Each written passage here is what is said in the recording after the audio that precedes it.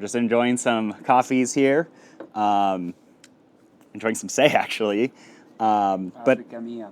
I love African coffees. yeah, so we got some Benko Goat Tea and then the Work Chobesa. We're just brewing some coffee earlier and tasting, having fun. But I wanted to sit down and have a bit of a conversation on social media because I think one thing I've observed specifically with you, Pepe, is the usage of social media and how, and I kind of just want to talk about like how has that impacted Finca Soledad, your life, business, all of that, right? And because I think it's just very unique to be to see a producer post so much, right? Like I've never, you're just like capturing your life, sharing it with us, and I wanted to just kind of discuss those impacts, right? Like why and all of that. So let's first of all start off and say like, well, why did you start your accounts and like what was the reason behind trying to post everything and all of that?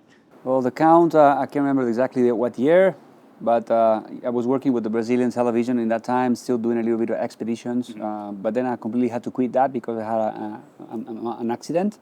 So I remember the guy that I used to work with, the TV guy, told me, "You don't have an Instagram and you're in the coffee business, you have to." So I remember doing my first post in Russia. Wow. In the Kabardina-Balkaria areas, a very remote area where the highest mountain of Europe is. I remember that. It was a post with the Brazilian T-shirt signed by all the football players from the soccer team. When was the World Cup there? I know you guys are not soccer people, but I think it was in 2018. So maybe that's where I started.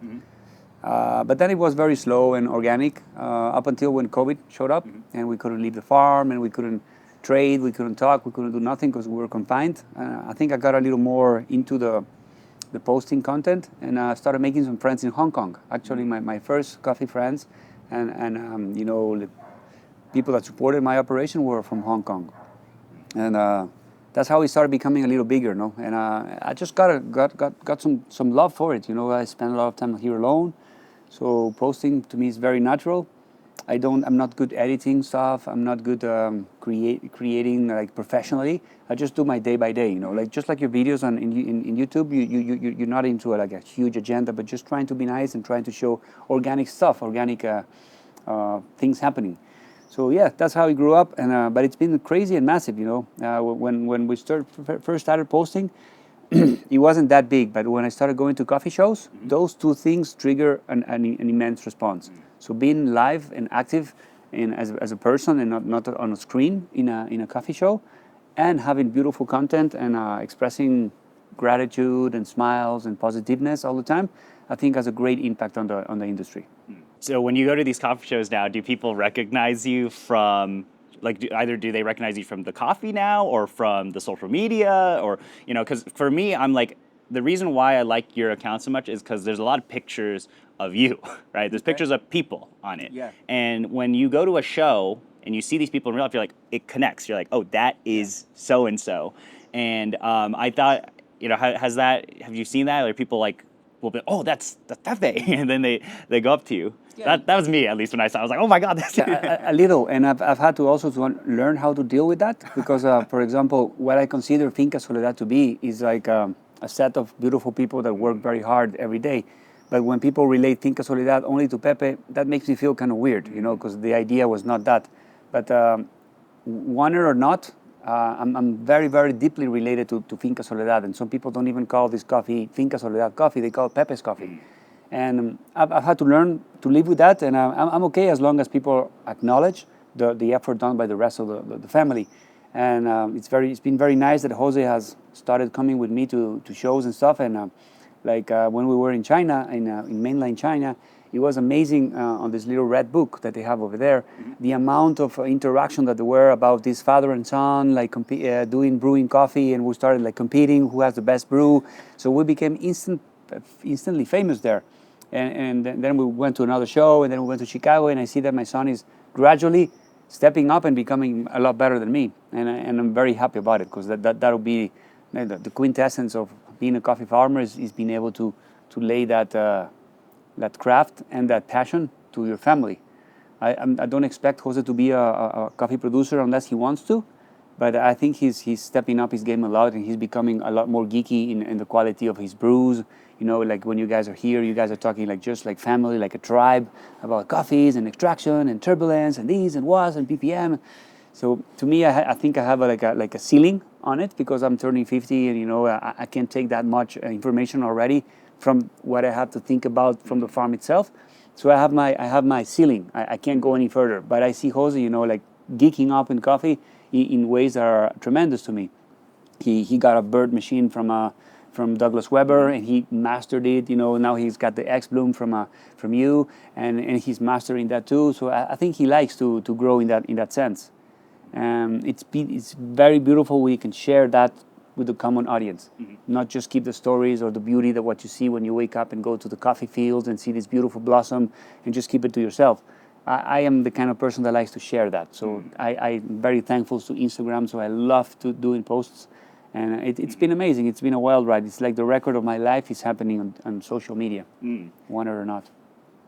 How does it make you feel when you see somebody across the world post about your coffee online and they tag you and they're like, "Oh, this is the greatest coffee," like what does that make you feel? I love it because I love to see where those beans go, and the reaction of people. It's not necessarily that you are becoming more famous or not, but you are knowing at least that you're doing a good job. Sometimes your coffee disappears and you never know what else happens to it, and that's a bit sad. It's happened to me all my life, but lately I'm a lot more involved in trying to know and how people react, how people like the coffee, what kind of brew ratios they have, and what's their expression. And I think they're also making an effort of making a post about your coffee. So I'm very, very grateful and humbled by that, because it's an interaction. It's an interaction that we are more integrated to that. All right, now we have Jose here. Yeah. So I thought it'd be good to just get both of you here because we were talking a bit about how social media has impacted your guys' lives and all of that. And now you're kind of getting into this social media stuff. We got the account coffee_with_Jose. Put it on the screen here. Go and follow. How did you start posting, or like what has that experience been like? Yeah, so I was never like a social media person too much, but at some point I taking as inspiration like my dad, and seeing like his posts and stuff, I was like, maybe I can do it better, or maybe I can do it like something new. And based on that, I just started like posting with my own type of like ideas. And I just started going up, and when San Pedro at Say came out, that was like one of the best things that could have happened to me, because I'm till now like constantly receiving like messages of people like telling me, "Oh, San Pedro was the best cup I've had this month," and it was like, "Oh my God, that's so fueling," and it's an aspect that I think like a lot of producers could get from having a social media presence, which is just being like knowing that your work is being recognized and the people love your coffees. That for me is just fuels your spirit. And yeah, I just love responding to people like when they ask me for recipes or what do I think about this or the coffee. I just love doing it because it's the least we can do, because at the end of the day they make us too. Yeah, Jose is a lot more patient than me in answering to people, because I've done it a lot. And there's a point where it's become too much in my life, but I have a lot of support from Jose, doing his share of like interaction with people and recipes and answers and questions. Always open to that. Yeah, and I still like sometimes I just don't post for a week or two, but I'm still like trying to just make a type of structure when I do like a daily post about this, or like, because I take like in a day I'm like, oh yes, I have coffee with Jose, so I take like 10 photos of what I can find, and or like beautiful moments, and I just upload the 10 of them, and the rest of the week nothing. So that's why I need to like start getting better at it, like in the sense of having more structure. Yeah, that's really interesting to hear because his is like real time. Oh, this is what's happening. I'm taking photos, exactly. and then this guy's got like a social media calendar. He's got a plan in everything out. It's very interesting to see the different contrasts of even the approach to content and all of that.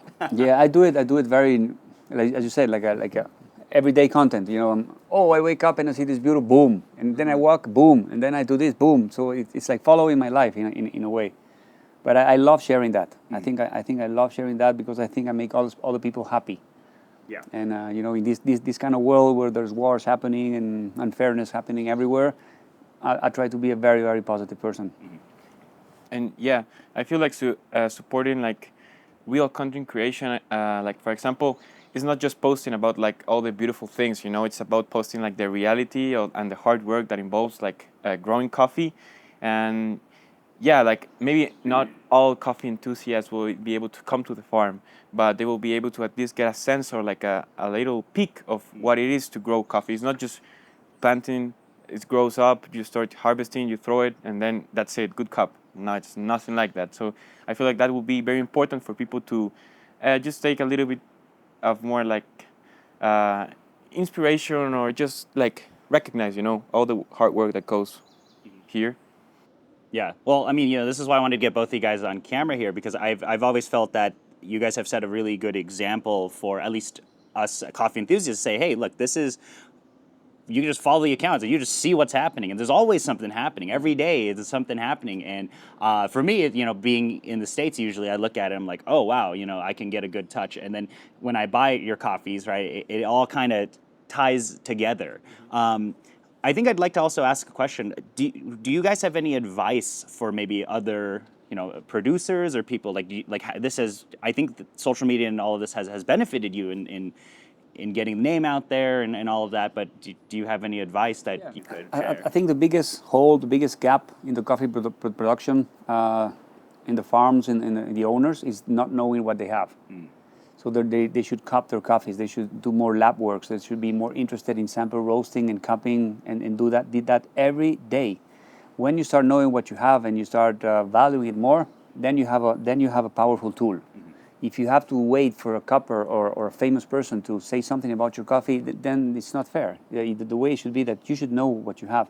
Once you have that settled, then you should start traveling more, going to coffee fairs, to coffee events, and be present with the community. Because the coffee community is a very, very beautiful and inclusive place.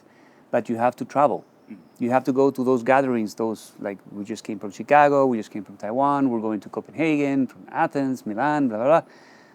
Those travels are very, very important to make eye contact, direct contact, and be able to talk to those industry leaders and create a more sustainable and a more fair value system.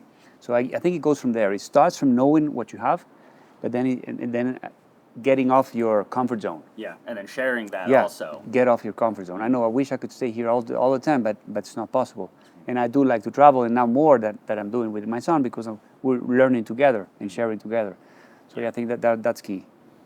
Yeah, I think we were having a conversation the other day, and you were like, "Wow, this producer has such amazing coffee." And you look the guy up, and he has like 20 Instagram followers, right? And it's like, I thought that was just a very interesting perspective to have because it all comes down to like value of like, oh, this is amazing coffee that someone has, and sure they've sold it to roasters and it's gotten out there, but like it's like there isn't a way for me as a consumer really to dogs here, but yeah, like there haven't really been ways until recently with kind of this emergence of social media for us to kind of connect you, right? For us to actually be able to DM you and you respond, that is insane today to me now. I'm like, wow, I can actually reach out to like you guys, right? And I think that's incredibly valuable today. But just would be curious about any thoughts on that. Yeah, so Oh, yeah. I do agree like a lot with everything that my dad said, and it's very important for a producer to know the worth of what he's working with,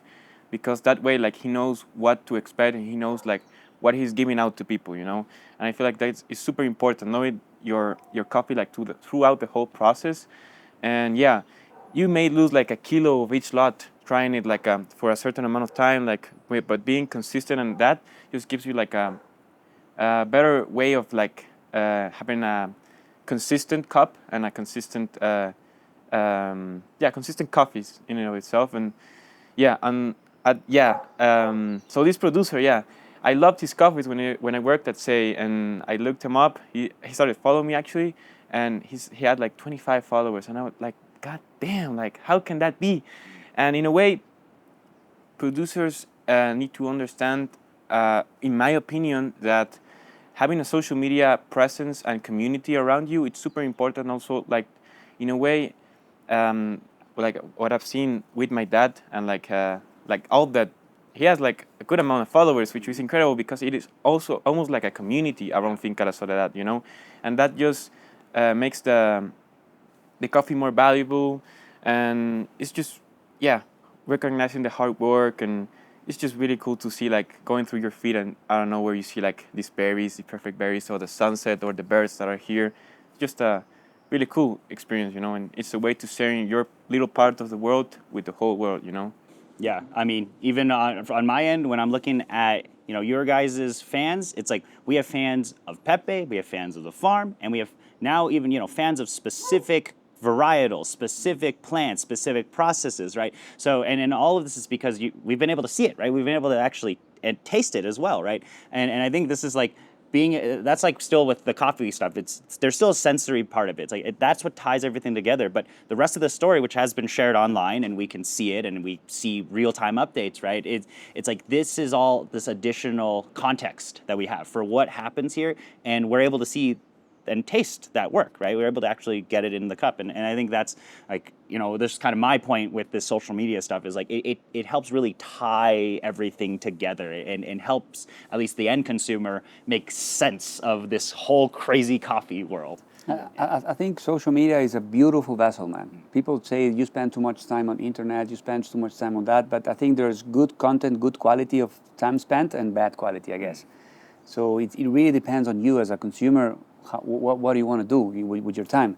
But for us, it's been absolutely amazing. Another example about what you just spoke about the importance of being present is that you achieve your dreams. It's like my son. I remember one of his dreams when he was growing up on the coffee world is stop being Pepe's son. So when we went to Chicago, he told me, "I'm finally over with the Pepe's son thing. Now I'm Jose." Yeah. Because people acknowledge him directly. But why did that happen? Because he started being more present. Present on media and present on trips, present on travels and exploration. So yeah, social media can be a beautiful vessel to achieving your dreams. Yeah, and other big thing for me is that once you get to a certain point where you're like recognized in social media as a farm, I think that creates an opportunity to, in a way, being able to eliminate like the middleman and just having direct relationships with the roasters, for example. So that way they can contact the farm like personally, you know, and not just through middleman, which I think that yeah. Just going by what Jose said, which is super important, is like people want recognition. So how to get recognition? So farmers now want to get recognitions through other baristas in the main stages of competition. I thought that was my path. But when I understood that there are so many grays in the competition world, I do respect baristas and competitors a lot, but there are too many grays there. There's too much ego involved because it's competing. Yeah. So I realized that my goal was not to try to impress baristas, but just to be able to approach as many responsible consumers in my life. So that I merged from trying to be known to trying to be more democratic, more rich, more responsible consumer base. So to me, it's not about trying to get competitors to use my coffee. Not at all. It's about getting more people to drink my coffee and maybe post about it and be happy about it. That's my goal in life now. That's what it has become, to convey a message of sustainability, but also to democracy, that we need more people into the coffee, into the real specialty coffee industry. We need more people. Because the only way we're going to become more sensitive as a society is, I think, if we drink better coffee. That's my opinion. Yeah. It's really been interesting to see kind of that snowball effect, right? You see people post. Here, taste the coffee, right? And then you end up people being just, my pulse on it all is just excitement, right? We want excitement about you, but also we want people to be excited about the flavors, the coffee, right? How do we, and then now when people release their coffees, right? All these roasters release their coffees, people are just excited. It's like we want to buy those coffees. Exactly, that's what we want. We want to create that hype, but that positive hype about integrating a community. Yeah, it's all about that at the end. I think it's more happy people drinking happy beans. Yes, it may sound cheesy, but I love it, man. Yeah. All good. Well, anything you guys want to add? Good. Hey, yeah. Well, yeah, that's all. Justice for all. Justice for all. But yeah, that's all I wanted to do is I just wanted to sit down and talk about it. We might have a project coming out soon that semi-revolves around social media. We'll put that out there.